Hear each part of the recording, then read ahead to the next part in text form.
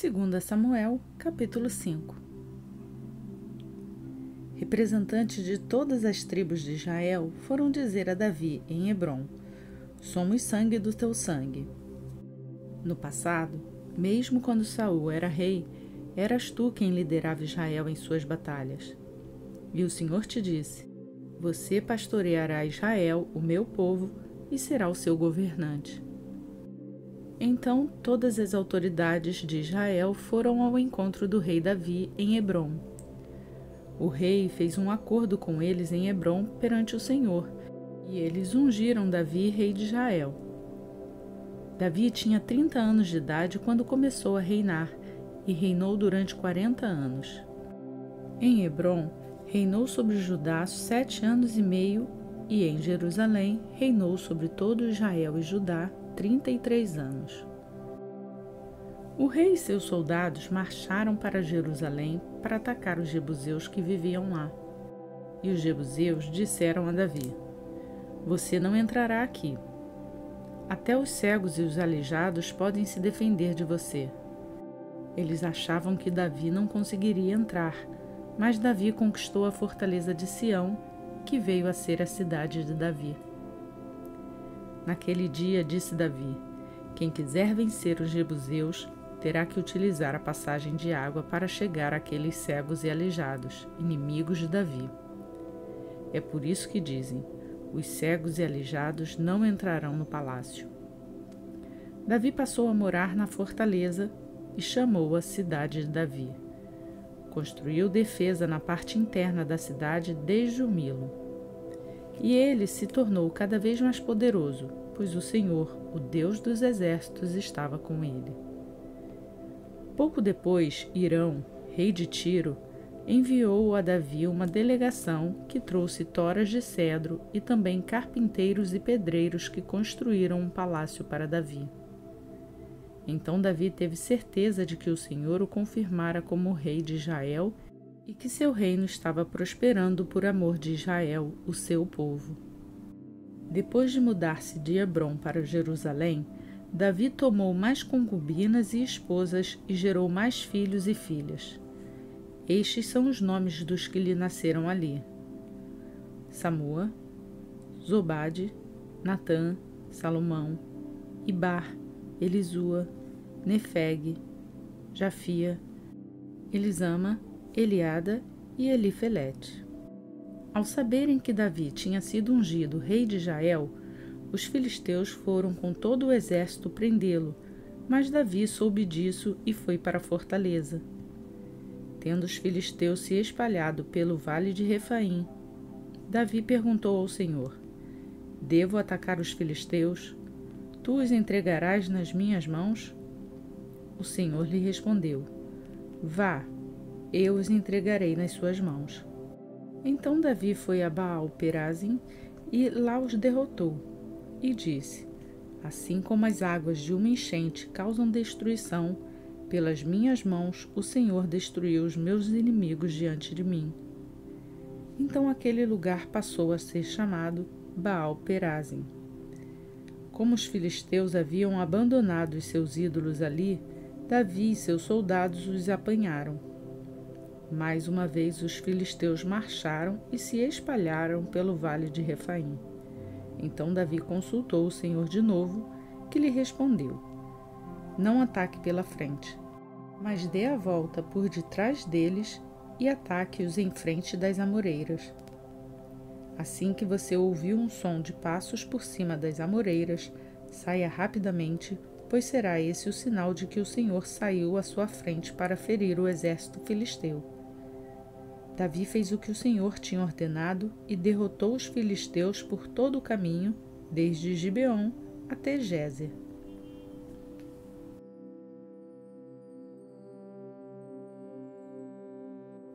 Segunda Samuel, capítulo 6. De novo, Davi reuniu os melhores guerreiros de Israel, 30.000 ao todo. Ele e todos os que o acompanhavam partiram para Baalá, em Judá, para buscar a arca de Deus, a arca sobre a qual é invocado o nome do Senhor dos Exércitos, que tem o seu trono entre os querubins acima dela. Puseram a arca de Deus num carroção novo e a levaram da casa de Abinadab na colina. Uzá e Aió, filhos de Abinadab, conduziram o carroção com a arca de Deus. Aió andava na frente dela. Davi e todos os israelitas iam cantando e dançando perante o Senhor ao som de todo tipo de instrumentos de pinho, harpas, liras, tamborins, chocalhos e símbolos. Quando chegaram à eira de Nacon, Uzá esticou o braço e segurou a arca de Deus, porque os bois haviam tropeçado. A ira do Senhor acendeu-se contra Uzá por seu ato de irreverência. Por isso Deus o feriu, e ele morreu ali mesmo, ao lado da arca de Deus. Davi ficou contrariado porque o Senhor, em sua ira, havia fulminado Uzá. Até hoje aquele lugar é chamado Pérez-Uzá. Naquele dia, Davi teve medo do Senhor e se perguntou: como vou conseguir levar a arca do Senhor? Por isso ele desistiu de levar a arca do Senhor para a cidade de Davi. Em vez disso, levou-a para a casa de Obed-edom de Gate. A arca do Senhor ficou na casa dele por 3 meses, e o Senhor o abençoou e a toda a sua família. E disseram ao rei Davi: o Senhor tem abençoado a família de Obed-edom, e tudo o que ele possui por causa da arca de Deus. Então Davi, com grande festa, foi à casa de Obed-edom e ordenou que levassem a arca de Deus para a cidade de Davi. Quando os que carregavam a arca do Senhor davam 6 passos, eles sacrificavam um boi e um novilho gordo. Davi, vestindo o colete sacerdotal de linho, foi dançando com todas as suas forças perante o Senhor, enquanto ele e todos os israelitas levavam a arca do Senhor ao som de gritos de alegria e de trombetas. Aconteceu que, entrando a arca do Senhor na cidade de Davi, Mical, filha de Saul, observava de uma janela. E ao ver o rei Davi dançando e celebrando perante o Senhor, ela o desprezou em seu coração. Eles trouxeram a arca do Senhor e a colocaram na tenda que Davi lhe havia preparado. E Davi ofereceu holocaustos e sacrifícios de comunhão perante o Senhor. Após oferecer os holocaustos e os sacrifícios de comunhão, ele abençoou o povo em nome do Senhor dos Exércitos e deu um pão, um bolo de tâmaras e um bolo de uvas passas a cada homem e a cada mulher israelita. Depois todo o povo partiu, cada um para sua casa. Voltando Davi para casa para abençoar sua família, Mical, filha de Saul, saiu ao seu encontro e lhe disse: como o rei de Israel se destacou hoje, tirando o manto na frente das escravas de seus servos, como um homem vulgar.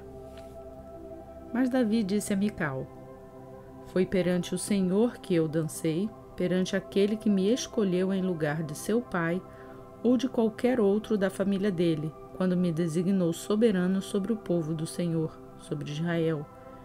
Perante o Senhor celebrarei e me rebaixarei ainda mais, e me humilharei aos meus próprios olhos. Mas serei honrado por essas escravas que você mencionou. E até o dia de sua morte, Mical, filha de Saul, jamais teve filhos.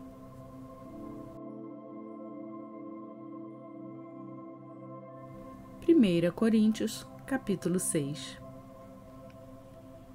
Se algum de vocês tem queixa contra outro irmão, como ousa apresentar a causa para ser julgada pelos ímpios, em vez de levá-la aos santos? Vocês não sabem que os santos hão de julgar o mundo? Se vocês hão de julgar o mundo, acaso não são capazes de julgar as causas de menor importância? Vocês não sabem que haveremos de julgar os anjos? Quanto mais as coisas desta vida. Portanto, se vocês têm questões relativas às coisas desta vida, designem para juízes os que são da igreja, mesmo que sejam os menos importantes.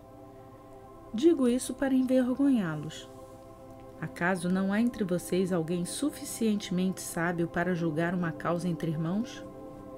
Mas em vez disso, um irmão vai ao tribunal contra outro irmão, e isso diante de descrentes. O fato de haver litígios entre vocês já significa uma completa derrota. Por que não preferem sofrer a injustiça? Por que não preferem sofrer o prejuízo? Em vez disso, vocês mesmos causam injustiças e prejuízos, e isso contra irmãos.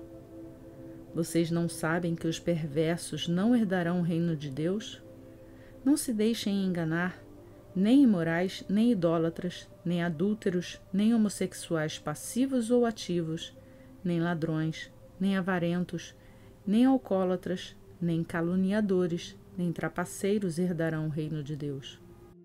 Assim foram alguns de vocês, mas vocês foram lavados, foram santificados, foram justificados no nome do Senhor Jesus Cristo e no Espírito de nosso Deus. Tudo me é permitido, mas nem tudo convém. Tudo me é permitido, mas eu não deixarei que nada me domine. Os alimentos foram feitos para o estômago e o estômago para os alimentos, mas Deus destruirá ambos. O corpo, porém, não é para a imoralidade, mas para o Senhor, e o Senhor para o corpo. Por seu poder, Deus ressuscitou o Senhor e também nos ressuscitará. Vocês não sabem que os seus corpos são membros de Cristo? Tomarei eu os membros de Cristo e os unirei a uma prostituta? De maneira nenhuma. Vocês não sabem que aquele que se une a uma prostituta é um corpo com ela? Pois como está escrito, os dois serão uma só carne. Mas aquele que se une ao Senhor é um espírito com ele. Fujam da imoralidade sexual. Todos os outros pecados que alguém comete fora do corpo os comete. Mas quem peca sexualmente, peca contra o seu próprio corpo. Acaso não sabem que o corpo de vocês é santuário do Espírito Santo que habita em vocês e que lhes foi dado por Deus, e que vocês não são de vocês mesmos? Vocês foram comprados por alto preço. Portanto, glorifiquem a Deus com o seu próprio corpo.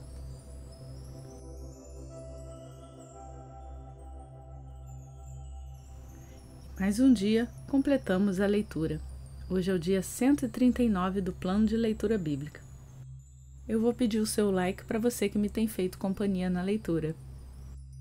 Para quem chegou aqui agora, se inscreva no canal e ative o sininho, e assim você será notificado todos os dias quando um novo vídeo for postado e poderá nos acompanhar na leitura da Bíblia completa em um ano. E o mais importante, reflitam na palavra. Todo esse conhecimento só é válido se houver transformação de vida. Por hoje eu fico por aqui. Que Deus abençoe o seu dia. E até amanhã, se assim Ele nos permitir.